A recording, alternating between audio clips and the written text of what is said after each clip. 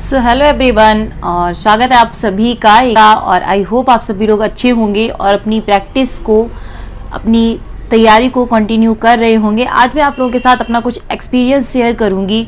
कि किस तरीके से आपको पेपर में अपना टाइम मैनेज करना है, किस तरीके से आपको वहाँ पे अपने जो क्वेश्चंस होते हैं उनको मैनेज करना है। मैं अपना तरीका बताऊंगी। अगर आपको कुछ अच्छा लगता है या आपको कुछ हेल्पफुल लगता है तो वीडियो को लाइक और चैनल को सब्सक्राइब जरूर कीजिएगा। ओके, तो सबसे पहली तो बात होती है इस टाइम पे जो बच्चों के मन में कंफ्यूजन होता है। एक तो वो क्या करते हैं, यूट्यूब एक ऐसी चीज है कि आप मतलब जितने वीडियोस देखोगे उतने और भी ज्यादा आपके सामने वो चीजें आती जाएंगी। तो बच्चों को, कई बच्चे बेचारे इसी में फंस के रह जाते हैं कि चलो ये देख लिया, अब हो सकता है इस वाले में उससे कुछ बेहतर, मतलब कुछ ऐसा मिल जाए मुझे जिससे कि मुझे मेहनत ना करनी पड़े या मुझे अपना दिमाग नहीं लगाना पड़े और हो सकता है मेरा पेपर वहां पे पास हो जाए। बट ऐसा कुछ होता नहीं है। आपकी जो अपनी सबसे बड़ी ताकत होती है वो आपकी होती है self study and self analysis. Okay, आपने किन चीजों को किया है, आपने प्रैक्टिस कितनी की है, आपने सेल्फ एनालिसिस कितना किया, क्या आपको पता है कि ऐसा कौन सा टॉपिक है, ऐसा कौन सा सब्जेक्ट है जो कि आपका बहुत वीक है, जिसको कि अभी भी आपके पास 4 से 5 दिन बचे हुए हैं, उसको आप अभी भी कुछ इंप्रूव कर सकते हो। तो ये चीजें अगर आपको पता है तो 100% आपका सीटेट क्लियर होने वाला है, क्योंकि आप क्या हो, आप अपने लिए अवेयर हो।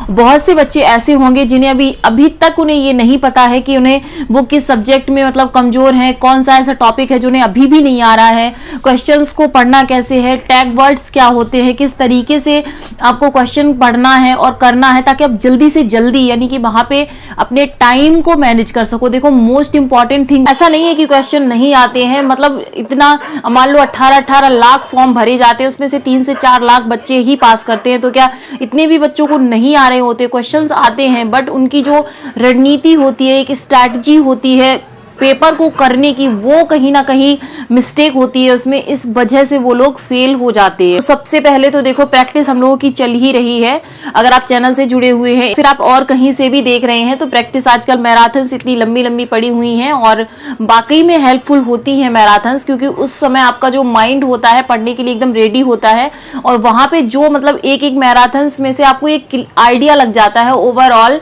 कि ये मतलब इतना, हाँ इसमें से ऐसा नहीं कि सिर्फ उस मैराथन से ही या किसी भी मैराथन से ही आपके पेपर में आएगा, बट मैराथन से एक ये हो जाता है हाँ कि 80% आपका जो है वो कवर हो जाती हैं चीजें, अगर आपने पहले से भी पढ़ रखा है। अगर आप सोच रहे हो कि आप सिर्फ मैराथन से अपना सीटेट क्लियर कर लोगे तो आप बहुत बड़ी भूल कर रहे हो अभी भी। ओके, उसके बाद जैसा कि आप सबको पता है कि टाइम मैनेज करना, मैंने अपने हर वीडियो में बोला है कि आप ट्राई करना जो आपके 2 सब्जेक्ट बहुत अच्छे हों, चाहे फिर वो आपका सीडीपी हो सकता है, एक लैंग्वेज हो सकती है, आपका ईवीएस अच्छा हो सकता है, किसी का मैथ्स बहुत अच्छा हो सकता है। तो जो भी आपका सब्जेक्ट अच्छा है उसमें कम से कम 20 मिनट, अपने 10-10 मिनट नहीं तो कम से कम 15 मिनट तो 2 सेक्शन में बचा के चलना अपने लिए, ताकि एक तो उससे देखो बहुत फायदे होते हैं। एक तो आपका माइंड शांत रहता है बिल्कुल, और आपको एकदम से टेंशन नहीं होती कि मेरा पेपर छूट जाएगा। जब पेपर छूटता है ना तो उस टाइम पे जो क्वेश्चन आ रहे होते हैं, यानी कि जो आपको 100% श्योरिटी होती है, आप जल्दबाजी में उन पे भी गलत क्लिक कर दोगे। उसके बाद जैसे कि काफी बच्चों का होता है, जैसे वो प्रैक्टिस सेट देते रहते हैं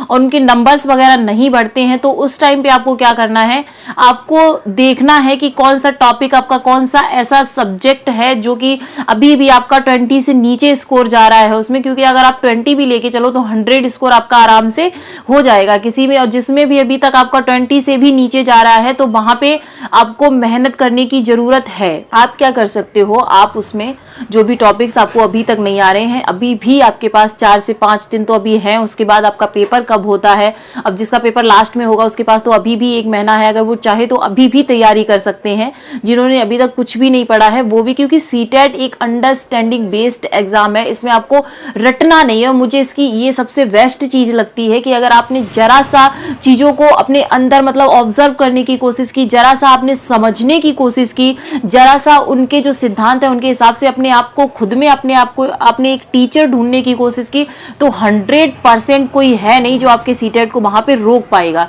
इसलिए बस ये समझ लो कि बच्चा आपके लिए क्या है, बच्चा आपका अतिथि है, भगवान है, सब कुछ है, और कुछ भी आप ऐसा नहीं करोगे एज ए टीचर जो कि बच्चे को हार्म करेगा वहां पे। तो इस तरीके से अगर आपकी थिंकिंग हो गई, थोड़ा सा आपने लॉजिकल चीजों को कर लिया, तो वहां पे आप बहुत ही अच्छा स्कोर कर सकते हो और अपने पेपर को 100% पास करोगे। और एक तो बहुत बड़ी प्रॉब्लम इस टाइम पे होती है, इतनी एंजाइटी होती है, पता नहीं पेपर पास होगा नहीं होगा, क्या होगा, कहीं मैं जो पढ़ के जा रहा हूं मैं भूल तो नहीं जाऊंगा, मतलब बहुत सारी चीजें होती हैं। उसमें सबसे क्या करना है आपको, पहले तो अपने आप को मतलब कूल रखना है, एकदम से थोड़ा सा शांत रखना है, ताकि आपका माइंड अच्छे से काम करे। और देखो, विश्वास अपने ऊपर, खोखला विश्वास देखो नहीं किसी काम का नहीं होता, खोखला मोटिवेशन किसी काम का नहीं होता। अभी आपने बिल्कुल नहीं पढ़ा और कोई आपसे, मैं ही आपसे बोलूं नहीं आप कर सकते हो, यू कैन डू इट, है ना, उसके बाद फायदा क्या, मान लो 2 मिनट के लिए आप खुश हो जाओगे, बाद में क्या, बाद में तो कोई फायदा नहीं है ना उससे आपका। तो बात वो करो, भले ही देखो दवाई कड़वी होती है लेकिन फायदा करती है, तो चीजें भी वो करो ना, वो सीखो जो कि अभी के लिए भले ही आपको प्रॉब्लम दे लेकिन आगे चल के वो आपको हैप्पीनेस दे, यानी कि आपको खुशी दें। तो इसलिए अभी भी जिसमें आपके नंबर कम हो रहे हैं या अभी भी जो टॉपिक्स नहीं है,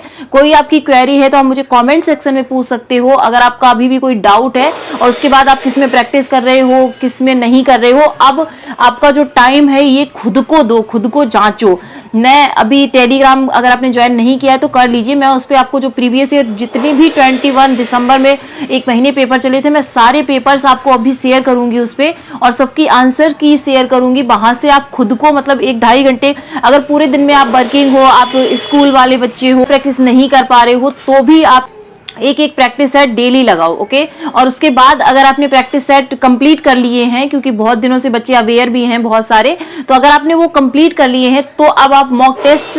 जो होते हैं उनको देने लगो, क्योंकि वो थोड़ी सी उनकी जो क्वालिटी होती है थोड़ी सी टफ होती है। अगर आपने उन सब में अगर आपके मतलब 100+ या 100 के आसपास नंबर आ रहे हैं, तो देखो 90 चाहिए, चाहे कोई भी कैटेगरी हो, जनरल और उससे कम में तो मतलब जो और भी अदर्स कैटेगरी है उनका हो जाएगा, बट 90 तो आपको चाहिए ही। तो जिसके 100+ या 100 के आसपास आ रहे हैं, निश्चिंत हो जाइए, आपका पेपर 100% निकलेगा। बस सेल्फ असेसमेंट इस टाइम पे कर लीजिए, क्योंकि बहुत जरूरी है। जो टॉपिक आपको नहीं आ रहा उसको रिवाइज कीजिए, चीजों को समझिए। जब आपके 190+ नंबर आएंगे तो कॉन्फिडेंस आप में खुद आ जाएगा, एंजाइटी आपकी खत्म हो जाएगी, ओके, और आप पेपर में एक बेहतर स्कोर कर पाओगे। आज सिर्फ इतना ही, मिलती हूँ फिर एक नेक्स्ट वीडियो में, और तब तक के लिए अगर आपकी कोई क्वेरी है तो आप मुझे पूछ सकते हो। वॉचिंग, ऑल द बेस्ट, और करते रहिए अपनी तैयारी को। हम लोग इसी तरीके से अपनी जो भी स्ट्रेटजी है उसको शेयर करते रहेंगे यहाँ पे। थैंक्स फॉर वॉचिंग, जय हिंद।